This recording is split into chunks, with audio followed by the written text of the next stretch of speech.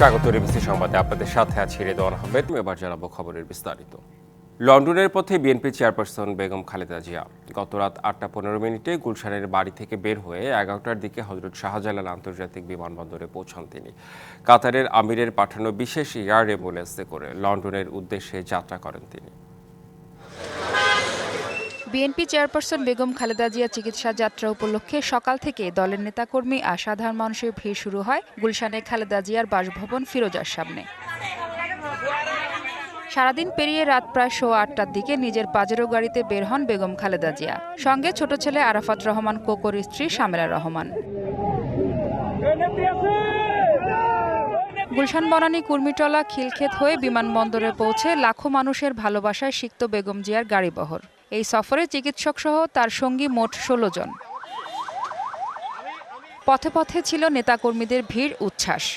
আসুন, আপনাদের কাছে অনুরোধ জানাই, মানুষটির জন্য আসুন, আমরা সবাই মিলে দোয়া করি যেন তিনি আবার সুস্থ হয়ে আমাদের মাঝে ফিরে আসতে পারেন। বেগম খালেদা জিয়া এত বেশি অসুস্থ ছিল, মৃত্যুর সঙ্গে পাঞ্জা লড়েছে। আমরা আশা করছি যে উনি আগের মতো সুস্থ হয়ে দেশে ফেরত আসবেন এবং আগামী দিনে দেশ পরিচালনার দায়িত্ব নেবেন। বিমানবন্দরের আনুষ্ঠানিকতা শেষে লন্ডনের উদ্দেশ্যে ঢাকা ছেড়ে যায় বিশেষায়িত এয়ার অ্যাম্বুলেন্স। পথে 1 ঘণ্টা যাত্রা বিরতি হয় কাতারের দোহা বিমানবন্দরে। এদিকে যাত্রার আগে দেশবাসীকে শুভেচ্ছা জানিয়ে তাদের দোয়া চেয়েছেন 3 বারের সাবেক প্রধানমন্ত্রী। আমরা আশা করছি যে সুচিকিৎসা করে দেশনেত্রী বেগম খালেদা জিয়া আবার দেশের মানুষের কাছে ফিরে আসবেন। যাওয়ার সময়ে তিনি আবারও বলেছেন যে আপনি সকলকে বলবেন গণমাধ্যমের মাধ্যমে দেশবাসীকে যে তারা যেন আমার জন্য দোয়া করেন।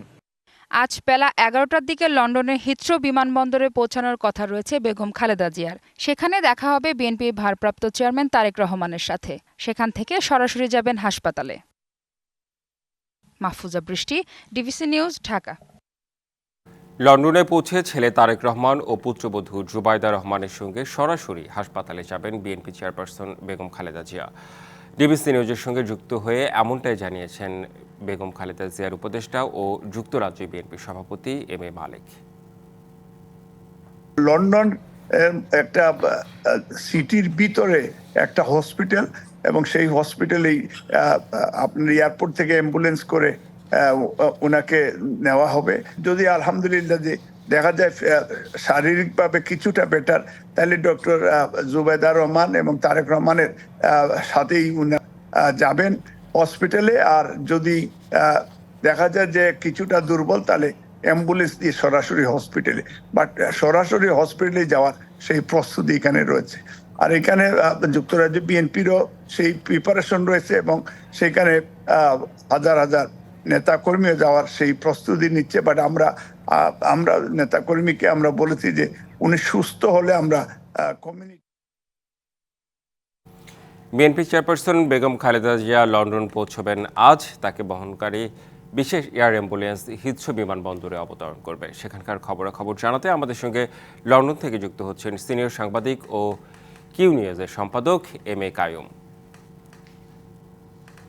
কায়ুম, বেগম জিয়া কটা নাগাদ পৌঁছতে পারেন লন্ডনে, আর সার্বিক পরিস্থিতি সেখানে কি রকম দেখছেন? থ্যাংক ইউ ভেরি মাচ আমাকে যুক্ত করার জন্য।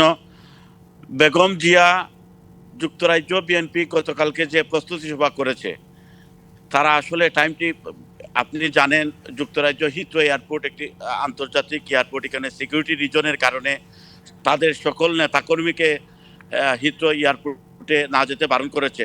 সম্ভবত আমি কয়েকজন সিনিয়র নেতার সাথে কথা বলেছি, তারা বলেছেন তারা সম্ভবত 9টার পরে, সকাল 9টার পরে বেগম খালেদা জিয়া হিথ্রো এয়ারপোর্টের টার্মিনাল 4 দিয়ে নামবেন এবং যুক্তরাজ্য বিএনপির সকল নেতাকর্মীরা বেগম খালেদা জিয়াকে স্বাগত জানাতে অধীর আগ্রহে অপেক্ষা করছে। কিন্তু যুক্তরাজ্য বিএনপির সভাপতি আপনি একটু আগেই আপনারা নিয়েছিলেন এম এ মালেক সাহেবকে। মালেক সাহেব তারা বলেছেন যেহেতু সিকিউরিটি রিজনের কারণে বেগম নেতাকর্মীরা না যাওয়াই ভালো, তবে তারা বলেছেন বিএনপির ভারপ্রাপ্ত চেয়ারম্যান তারেক রহমান, তার স্ত্রী ডাক্তার জুবাইদা রহমান, তার মেয়ে জাইমা রহমান এবং যুক্তরাজ্য বিএনপির প্রেসিডেন্ট সেক্রেটারি এবং জিয়া ইউরোপিয়ান ফাউন্ডেশনের চেয়ারম্যান কামাল উদ্দিন, এই 3 জন নেতা সিনিয়র নেতা বিমানবন্দরে উপস্থিত থাকবেন। আমরাও কিছুক্ষণের মধ্যে হিথ্রো এয়ারপোর্টের উদ্দেশ্যে রওনা দিচ্ছি। পরবর্তীতে আপনাকে আশা করি আপনি পূর্ণাঙ্গ আপডেট দিতে পারবো। নিশ্চয়ই পরবর্তীতে আরও খবর আপনার কাছ থেকে আমরা জেনে নিতে চাই। ধন্যবাদ এম এ কাইয়ুম। 5 মাসে অন্তর্বর্তী সরকারের সফলতার পাশাপাশি কিছু ঘাটতিও রয়েছে বলে মনে করেন রাজনীতি, অর্থনীতি ও পররাষ্ট্রনীতি বিশ্লেষকরা। তারা বলছেন এ সময় প্রত্যাশা অনুযায়ী জনগণের কাঙ্ক্ষিত চাহিদা মেটানো যায়নি। আইনশৃঙ্খলা পরিস্থিতির উন্নতি হলেও অর্থনীতি এবং রাজনীতি এখনও স্থিতিশীল নয়। সংস্কার শেষ করে দ্রুত নির্বাচনই হওয়া উচিত বলে মনে করেন বিশ্লেষকরা। রক্তক্ষয়ী গণঅভ্যুত্থানে শেখ হাসিনা সরকারের পতনের পর অন্তর্বর্তী সরকারের কাছে জনগণের প্রত্যাশা ছিল পর্বতসম, কিন্তু জন আকাঙ্ক্ষা অনুযায়ী সরকারের কার্যক্রমের অগ্রগতি প্রত্যাশিত নয় বলে মনে করছেন রাজনৈতিক ও অর্থনৈতিক বিশ্লেষকরা। গেল 6 মাসে বন্ধ হয়েছে 100টি কারখানা। মব জাস্টিসের ঘটনা কিছুটা কমলেও বৈষম্য বিরোধী শিক্ষার্থী এবং সরকারের মধ্যে সমন্বয়ের অভাবও চোখে পড়ছে। নিত্যপণ্যের দামও আশানুরূপ কমেনি। রাজনৈতিক বিশ্লেষকরা বলছেন জাতীয় ঐক্যের জন্য অন্তর্বর্তী সরকারের যে সংলাপ তা আরও সন্তোষজনক হতে পারত।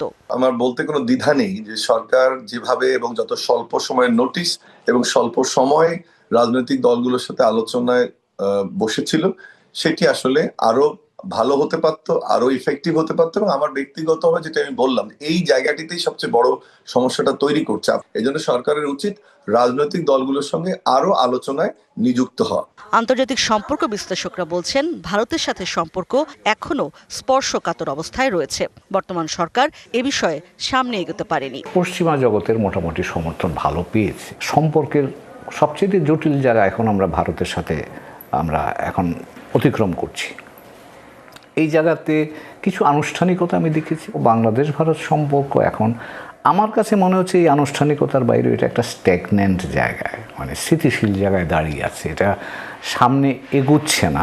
অর্থনীতির বিশ্লেষকরা গেল 5 মাসের মূল্যায়ন করতে গিয়ে বলছেন অস্থিতিশীল অর্থনৈতিক অবস্থার কথা। অর্থনীতি একটা বড় রকমের ক্রান্তিকালের ভিতরে রয়েছে। উচ্চ মূল্যস্ফীতির কারণে ভোক্তার ক্রয় ক্ষমতা সীমিত হয়ে যাওয়াতে শিল্প পণ্যের চাহিদাও কমেছে। ক্রাইসিস ম্যানেজমেন্টটাও ঠিক মতো হচ্ছে বলে মনে হয় না। জাতীয় নির্বাচনই অন্তর্বর্তী সরকারের প্রধান লক্ষ্য হওয়া উচিত বলেও মনে করেন তারা। ইশরাত জাহান উর্মি, ডিবিসি নিউজ, ঢাকা। এক সপ্তাহে বাংলাদেশে 2বার ভূকম্পন ভাবাচ্ছে বিশেষজ্ঞদের। 2টি ভূমিকম্পের উৎপত্তি স্থল দেশের ভেতর না হলেও বাংলাদেশে বড় ভূমিকম্পের ঝুঁকি দেখছেন তারা। এমনকি রয়েছে 9 মাত্রা পর্যন্ত ভূমিকম্পের সংখ্যা।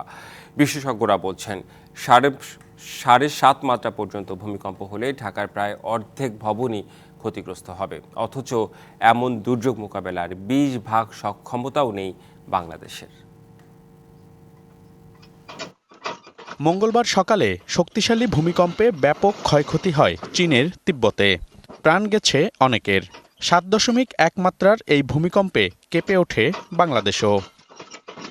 এর আগে শুক্রবার ভূমিকম্পে কেঁপে ওঠে ঢাকাসহ বাংলাদেশের বিভিন্ন এলাকা, যেটির উৎপত্তিস্থল ছিল মিয়ানমার। এক সপ্তাহের মধ্যে 2বার ভূমিকম্প অনুভূত হওয়া বাংলাদেশের জন্য ঝুঁকির, এমনটা জানিয়ে বিশেষজ্ঞরা বলছেন 3টি টেকটনিক প্লেট তিব্বত, ইন্ডিয়ান ও বার্মিজ প্লেটের সংযোগস্থল বাংলাদেশের ভেতরেই, যা প্রতি বছর একে অপরের দিকে এগুচ্ছে কয়েক সেন্টিমিটার করে। আবার এই সংযোগস্থলেই লকড জোন তৈরি হয়ে বিপুল শক্তি সঞ্চয় করে রেখেছে, যাতে হতে পারে 9 মাত্রা পর্যন্ত ভূমিকম্প। এই যে আটকে থাকা, এটাকে আমরা বলি লকড জোন। সো এই লকড জোন থাকার কারণে এটা আরও আমাদের জন্য বিপজ্জনক। 8.2 থেকে 9 মাত্রার ভূমিকম্প সৃষ্টি হওয়ার মতো শক্তি এখানে জমা হয়ে আছে। শক্তিটা ধাপে ধাপেও বের হতে পারে, আবার একবারও বের করে দিতে পারে। গবেষকরা বলছেন 7.5 মাত্রা পর্যন্ত ভূমিকম্প হলেও ক্ষতিগ্রস্ত হবে ঢাকার প্রায় অর্ধেক ভবন। 50% মধ্যে 25% হচ্ছে ইমিডিয়েট ভ্যাকেন্ট করে দেওয়ার অবস্থায় ছিল, আর বাকি 25% ছিল হচ্ছে মধ্যম ঝুঁকির মধ্যে। রাফলি বলা যায় যে আমাদের হয়তো 50% বিল্ডিং ভালো, কিন্তু আমরা ক্যাটেগরিক্যালি যেটা বলতে চাই যে রেসিডেন্সিয়াল বিল্ডিংয়ের প্যাটার্ন মে বি ডিফারেন্ট। বড় ভূমিকম্পের মতো দুর্যোগের 20% ব্যবস্থাপনার সক্ষমতাও বাংলাদেশের নেই জানিয়ে বিশেষজ্ঞরা বলছেন অতীতের কোনো পরিকল্পনারই বাস্তবায়ন হয়নি। মেগা সিটি ঢাকা শহরের কথা যদি বলেন, আমরা অবশ্যই রেড জোনের মধ্যে আছি। এগুলো ডেব্রি তৈরি হবে, আর ডেব্রি তৈরি হলে এই ডেব্রিকে সরানোর জন্য যে আমাদের যে প্রস্তুতি যেটা দরকার তার 20% সক্ষমতা আমাদের এখন পর্যন্ত আমরা তৈরি করতে পারিনি। এমন দুর্যোগে ক্ষয়ক্ষতি কমাতে পরিকল্পিত এবং ভূমিকম্প সহনীয় নগরায়নের গুরুত্ব দিয়েছেন বিশেষজ্ঞরা। মনিরুল সোহাগ, ডিবিসি নিউজ, ঢাকা। দুর্বল ব্যাংকগুলোর বিষয়ে সিদ্ধান্ত নিতে কেন্দ্রীয় ব্যাংক অনেক দেরি করে ফেলছে বলে মনে করেন বিশ্লেষকরা। তাদের মতে টাকা ছাপিয়ে সমস্যাগ্রস্ত ব্যাংক বাঁচিয়ে রাখার চেষ্টা আত্মঘাতী সিদ্ধান্ত।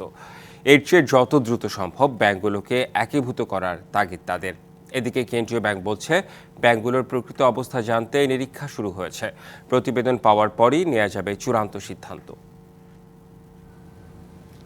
বিগত সরকারের সময় নিয়ম নীতির তোয়াক্কা না করে রীতিমতো লুট করা হয়েছে প্রায় 1 ডজন ব্যাংক। এসব ব্যাংকের মধ্যে আধা ডজন এখন চলছে রীতিমতো খুঁড়িয়ে খুঁড়িয়ে, যার দায় চোকাচ্ছেন আমানতকারীরা।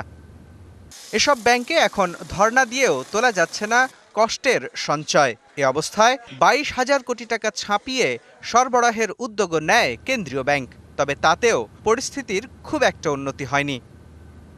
বিশ্লেষকরা বলছেন সরকার দায়িত্ব নেয়ার 5 মাস পেরিয়ে গেলেও দুর্বল ব্যাংকগুলো নিয়ে কেন্দ্রীয় ব্যাংক বা সরকারের শক্তিশালী পদক্ষেপ না নেওয়া দুঃখজনক। কি করবে, কোন ব্যাংক মার্জার অ্যাকুইজিশনে যাবে আর কোন ব্যাংক নিজের পায়ে দাঁড়াতে পারবে কিছু সাপোর্ট পেলে, সেই পরিকল্পনাটা আমরা এখনো দেখছি না। সেই রোডম্যাপটা বা অ্যাসেসমেন্টটা সেটা বোধহয় খুব, এই 5 মাস হয়ে গেছে, আমার মনে হয় 6 মাসের মধ্যে তো এটা দাঁড়িয়ে যাওয়ারই কথা বা করতে পারা উচিত। আর নাহলে কিন্তু ফুটাগ্রস্ত চৌবাচ্চাতেই টাকা বা পানি ঢালা হবে। সেই জন্য সেই জায়গাটা আমাদেরকে একটু খেয়াল রাখতে হবে। ব্যাংকগুলোকে ঢালাওভাবে টাকা না দিয়ে যত দ্রুত সম্ভব একীভূত করার উদ্যোগ নেয়ার পরামর্শ বিশ্লেষকদের। এইটা আমরা দেখেছি থাইল্যান্ডে হয়েছে, অনেকগুলি ফাইন্যান্সিয়াল ইনস্টিটিউশনকে একসাথে করে একটা করা হয়েছিল, মালয়েশিয়াতে হয়েছে। সেই এক্সাম্পল ধরেই আমরা অ্যাডভান্স হতে পারি। এখন কথাটা হলো যে আপনি একটা ইন্ডিপেন্ডেন্ট অ্যাসেট ম্যানেজমেন্ট কোম্পানি করবেন কিনা, আপনি অন্য যেগুলি ভালো ইনস্টিটিউশন আছে তাদের মাধ্যমে এদেরকে মার্জার করবেন কিনা। এদিকে বাংলাদেশ ব্যাংক বলছে এরই মধ্যে 6টি সমস্যাগ্রস্ত ব্যাংকে নিরীক্ষা শুরু হয়েছে। প্রতিবেদনের পরই জানা যাবে এসব ব্যাংকের ভাগ্যে কি ঘটবে। যে আমরা এখন অডিট করছি, অডিটের ফলাফলের উপর ডিপেন্ড করে বোঝা যাবে যে ব্যাংকগুলোর আসলে কিভাবে তাদেরকে এই প্রবলেমটা রিজলভ করা যাবে। আগে যেমন মার্জারের কথা ঘোষণা করা হয়েছিল, এই মুহূর্তে ঘোষণা করবার মতো কোনো অবস্থা নেই। তবে আমরা বলছি না যে মার্জার কখনোই হবে না, মার্জার হবে, তবে সেটা অবশ্যই ফলাফলের ভিত্তিতে।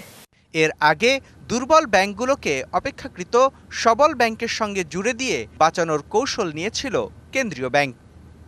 মুস্তফা মাহবুব, ডিবিসি নিউজ, ঢাকা। সারা দেশে ডিজিটাল কার্ডের মাধ্যমে টিসিবির পণ্য বিতরণ কার্যক্রমের উদ্বোধন করে বাণিজ্য উপদেষ্টা শেখ বশিরউদ্দিন জানালেন, দেশে চালের কোনো অভাব নেই, মজুদের জন্যই দাম বাড়ছে। সকালে রাজধানীর বেগুনবাড়িতে স্বল্প আয়ের পরিবারের মাঝে ভর্তুকি মূল্যে স্মার্ট ফ্যামিলি কার্ডের মাধ্যমে টিসিবির পণ্য বিক্রয় কার্যক্রম উদ্বোধন শেষে উপদেষ্টা জানান, চালের বাজারে মনিটরিং করা হচ্ছে, খুব শীঘ্রই পরিস্থিতি নিয়ন্ত্রণে আসবে। এবছর রেমিট্যান্স ও রপ্তানি আয় ভালো হয়েছে জানিয়ে বাণিজ্য উপদেষ্টা বলেন, ব্যাংকে ডলার সংকট নেই। উদ্বোধনী অনুষ্ঠানে বাণিজ্য উপদেষ্টা আরও বলেন, ডিজিটাইজেশনে টিসিবির অনিয়ম দূর করা সম্ভব হয়েছে। প্রতি বছর টিসিবি 12,000 কোটি টাকার পণ্য কেনে, যার মধ্যে 4,500 কোটি টাকা ভর্তুকি দেয়। আজকে থেকে টিসিবির যে কাগজে যে ব্যবস্থা ছিল সেই ব্যবস্থাকে আজকে থেকেই বাতিল ঘোষণা করা হলো। সো এটা এখন থেকে বাতিল। নতুন স্মার্ট কার্ডেই একমাত্র এখন থেকে টিসিবির বিপণন কার্যক্রম পরিচালিত হবে। রাজধানীর একাধিক থানায় দায়ের করা হত্যা মামলায় নতুন করে গ্রেপ্তার দেখানো হয়েছে সাবেক মন্ত্রী কামরুল ইসলাম, কামাল আহমেদ মজুমদার, জুনায়েদ আহমেদ পলক, সাবেক আইজিপি চৌধুরী আবদুল্লাহ আল মামুন সহ 7 জনকে। সকালে ঢাকার চিফ মেট্রোপলিটন ম্যাজিস্ট্রেট আদালতে তাদের হাজির করে নতুন মামলায় গ্রেপ্তার দেখানোর আবেদন করেন তদন্তকারী কর্মকর্তারা। রাষ্ট্র ও আসামিপক্ষের আইনজীবীদের শুনানি শেষে ঢাকা মেট্রোপলিটন ম্যাজিস্ট্রেট জিয়াদুর রহমানের আদালত তাদের গ্রেপ্তার দেখানোর আবেদন মঞ্জুর করে। এই সময় রাষ্ট্রপক্ষের কুশলী বলেন, বিভিন্ন কার্যক্রমের মাধ্যমে তারা জুলাই বিপ্লব দমনে ভূমিকা রেখেছেন।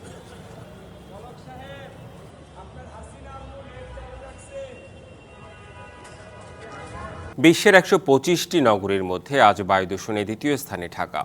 সকাল 9টার আইকিউ এয়ার মানসূচকে ঢাকার বায়ুর মান 202। বায়ুর এই মানকে খুব অস্বাস্থ্যকর হিসেবে বিবেচনা করা হয়। সুইজারল্যান্ড ভিত্তিক প্রতিষ্ঠান আইকিউওয়্যার বায়ু দূষণের পরিস্থিতি নিয়মিত তুলে ধরে।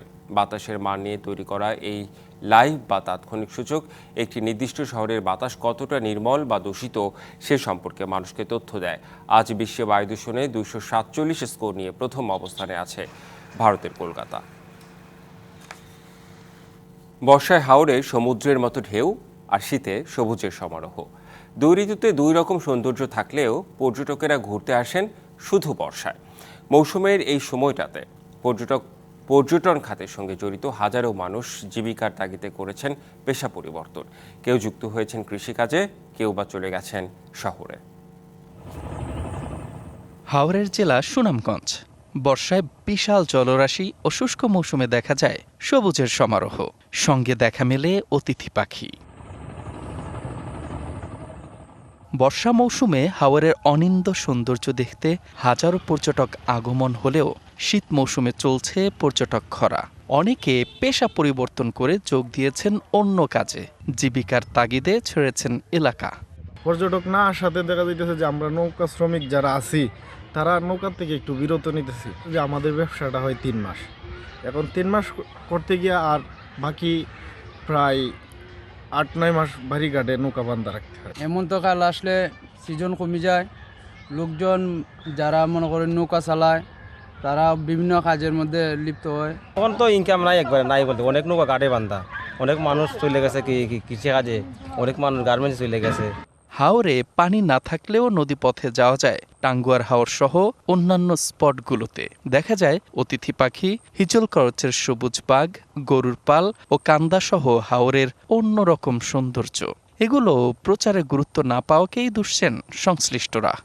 বর্ষাকাল ছাড়াও এটা আপনার শুকনা মৌসুমে সৌন্দর্য অনেক বেশি। সাইবেরিয়া থেকে অতিথি পাখি আসে যেগুলা অনেক সুন্দর এবং দেখলে মনোমুগ্ধকর। তবে শীতে অতিথি পাখির নিরাপদ অবস্থানের জন্য পর্যটন সীমিত করার পক্ষে উপজেলা প্রশাসন। টাঙ্গুয়ার হাওরকে যতটুকু সংরক্ষণ রাখা যাবে ততই কিন্তু পাখি আসবে, ততই নিরাপদ হবে। যত পর্যটককে আকর্ষণ করার চেষ্টা করবেন তত কিন্তু পাখিরা দূরে সরে যাবে, পর্যটক ঢুকবে, পাখিরা দূরে সরে যাবে। হাওরাঞ্চল সুরক্ষা করে পর্যটন শিল্পের বিকাশে কাজ করবে সরকার, এমনটি প্রত্যাশা স্থানীয়দের। DBC news desk. গত কয়েকদিনের তুলনায় দেশের উত্তরের জেলাগুলোতে তাপমাত্রা কিছুটা বেড়েছে, তবে হিমেল হাওয়ায় প্রভাব পড়েছে জনজীবনে।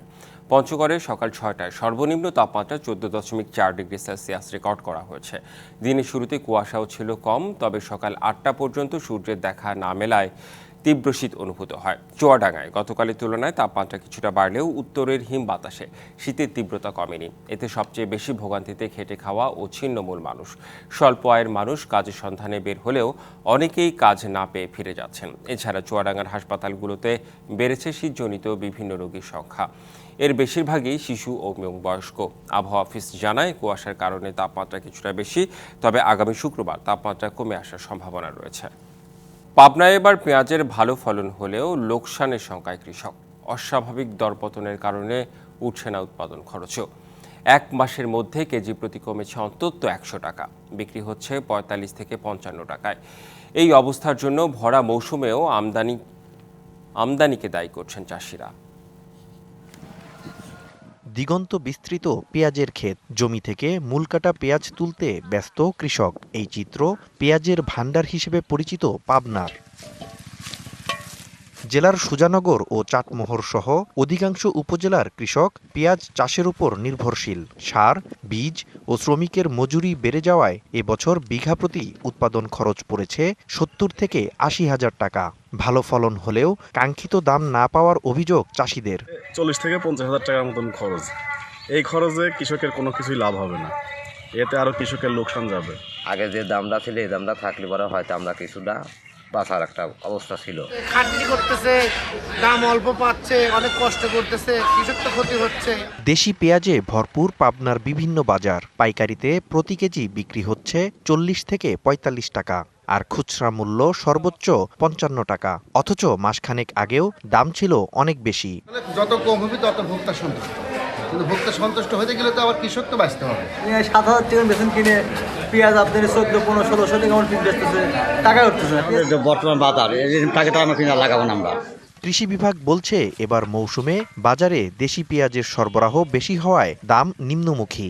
আমরা বাণিজ্য মন্ত্রণালয়, কৃষি মন্ত্রণালয় এবং এনবিআর নিয়ে গত সপ্তাহে জুম মিটিং করেছি এবং তারা বলছে যে পেঁয়াজের শুল্ক দ্বিগুণ করবে যাতে করে আমদানিটা কম হয়। তাহলে আমদানি কম হবে বা আমদানি করলে দাম বেশি দামে বিক্রি করতে বাধ্য হবে, তখন কৃষকেরও ভালো দাম পাবে।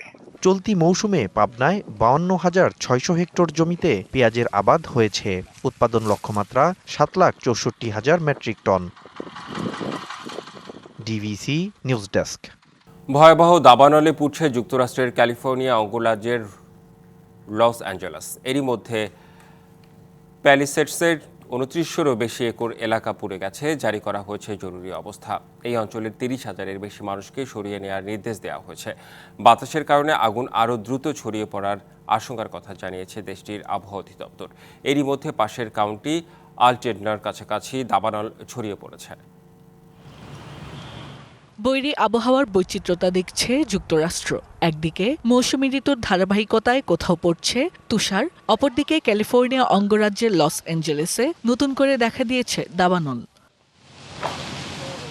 স্থানীয় সময় মঙ্গলবার সকালে সমুদ্র তীরবর্তী প্যালিসেডস অঞ্চলের বন থেকে আগুনের সূত্রপাত ঘটে। প্রথমে 20 একর এলাকায় দাবানল দেখা দিলেও কয়েক ঘন্টার ব্যবধানে তা ছড়িয়ে পড়েছে কয়েক হাজার একর এলাকায়। যুক্তরাষ্ট্রের ন্যাশনাল ওয়েদার সার্ভিস বিভাগ জানায় আগুনে পড়ে গেছে সান্তা মনিকা এবং মালিবুর মধ্যবর্তী ওই অঞ্চল। এ সময় বাতাসের বেগ ঘন্টায় 80 থেকে 100 কিলোমিটার থাকায় আগুন দ্রুত ছড়িয়ে পড়ে সমুদ্র তীরবর্তী এলাকাগুলোতে। দাবানলের কারণে হুমকির মুখে রয়েছে 13,000-এরও বেশি বসতবাড়ি। এরই মধ্যে পুড়ে গেছে কয়েকটি ভবনসহ শত শত যানবাহন। ফলে ভোগান্তিতে পড়েছে জনগণ। চোখের সামনে জ্বলন্ত আগুনের তাণ্ডব দেখলাম। সবকিছু ধ্বংসাবশেষে পরিণত হয়েছে।